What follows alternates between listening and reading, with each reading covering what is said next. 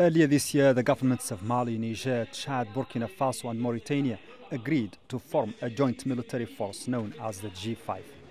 It's made up of 5,000 soldiers divided into 7 battalions.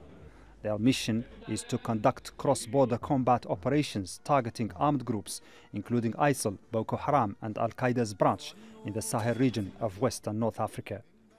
The agreement came after 5 years of discussion, and France was the main driver behind the idea. Announcing the launch of the G5 force operations over a month ago, French President Emmanuel Macron sounded optimistic. The first operations are set to be launched within days, and they demonstrate that we could collectively meet the deadline that we set in Bamako, which is for me a source of satisfaction. We must maintain the same level of collective rigor. The support of the international community for the joint force is reinforced as well with the announcement of significant bilateral support from the Americans.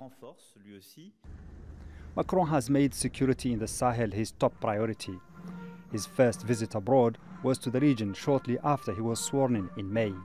France already has 4,000 soldiers in this region, but it has stressed that Africans should take security matters into their own hands.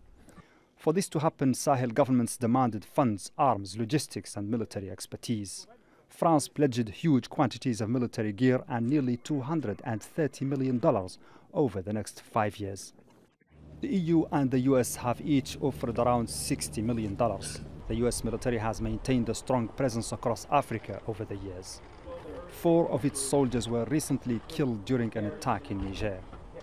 But in Mali, where most of the fighting takes place, nationalist movements seeking self-rule in the north criticize the Western G5 military approach.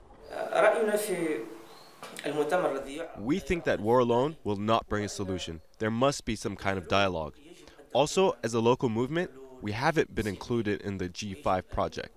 We think that will not help the situation. It's we who are on the ground. We know how to talk or deal with people.